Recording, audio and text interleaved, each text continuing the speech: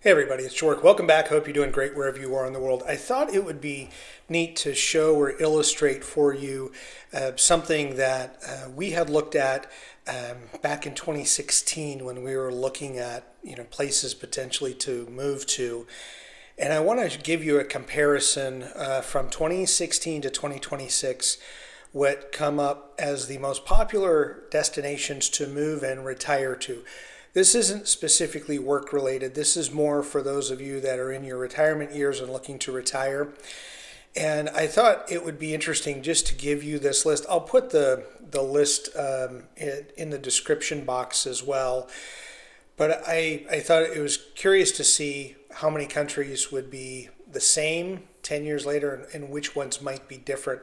And I'm curious, this is all compiled from, the places that unfortunately, the ones that are heavily marketed magazines and survey places like International Living.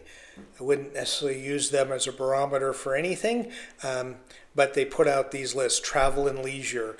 I want to make sure that as I'm talking about this, most, if not all, these countries spend millions of dollars every year through their Ministry of Tourism or whatever their department is to try to be able to get more people to go vacation and holiday, but also potentially move there. So in 2016, as we were contemplating a move someplace, this is the list out there. And again, this is the popular the aggregate of 6 or 7 of the most popular or most marketed publications out there. Panama was number 1 on the list, followed by Costa Rica, then Mexico, Portugal popped up, and Spain, Ecuador, Malaysia, France, Thailand, and Nicaragua. So those are all, and for the same reasons of the cost of living, the types of maybe tax treaties that were in place. So maybe tax friendly, or you're getting less taxes. Many of these listed, I don't know about all of them because I don't know all the healthcare options of all of them, but usually it's the affordability of healthcare. I do have a problem because a lot of places claim affordable healthcare, and that they can, but quality healthcare is often far different than affordable. But just the general cost of living, in some cases here, the safety or how peaceful it may be. Although some of these places, I'm thinking back in 2016, I'm surprised that they were on the list. But these were the top 10 places that if you were going to go to a publication, go online, or you were going to get something mailed to your door, you were on Facebook, these were the places that you kept getting peppered with as the places to go to and move to. And then fast forward to 2026. This data is actually from the end of 2025, but as the publications are already out for International Living, Travel Leisure, as well as other major survey sites that promote, I'll say, retirement living, this is what they have as the list 10 years later. Panama again, Colombia, Mexico, Spain, Malaysia, Thailand, nothing's really changed other than maybe where some rankings are. Indonesia, the UAE, United Arab Emirates, which that would be new. Vietnam as a place to move to and retire to.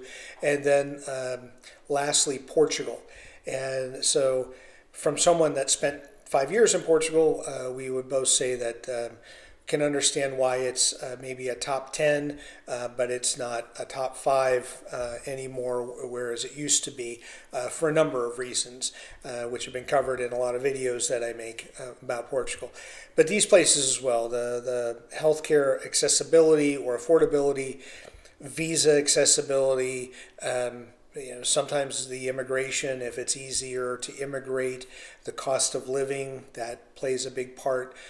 But what I find interesting is a decade later, most of the same places show up on the list. And what I'm curious about is, for those of you that have retired and you haven't been to you're living someplace else, what made you move to those places? Because as I said at the top of this video, these are all places that these are the must see or must move to, but there's a motive behind that. Those governments are spending millions to try to put an article together to hook you into Panama's the place to be, or Vietnam is where you got to go. Portugal's still one of the top places on the planet to retire to. But for you, if you've moved to one of these places, how has your experience been? I know a handful of you, if you happen to watch this video, have lived in a handful, 2, 3, or 4 of these locations.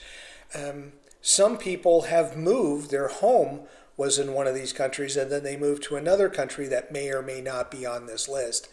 But I'm very curious to see what your thoughts are when you read these countries. Like I said, I'll put them in the description box. Do you feel like this is just, it's good marketing, but these countries, there's 20 other countries that are just as good, if not better, but they don't maybe necessarily spend as much money trying to get their name out there as these countries have over the last decade and longer? Do you have any places that you feel like the immigration is excellent, the affordability, and I would also is the quality of healthcare good? Is there a tax treaty with with many countries to where people can go there and not get dual taxation? Just curious to see where you now call home. And lastly, did these articles and all these things you get peppered with on YouTube and Facebook and magazine articles, how much of that plays into where you move to? Do you feel like, well, we kept reading good things, so then we decided that we were going to move? Because I'm always fascinated how many people may move because it was a good marketing tactic to get them there, but then once they're there, it didn't really match what Travel and Leisure International Living are selling. Quite often it doesn't, but I want to get your perspective on that. Please leave a comment below if you could tell us what your thoughts are on kind of the top destinations as it is for this year and looking back 10 years ago, and where you're living now, and what makes it, in your mind, what makes where you're living a top 10 destination that people should think about retiring to. As always, thank you so much for watching and enjoy your travels.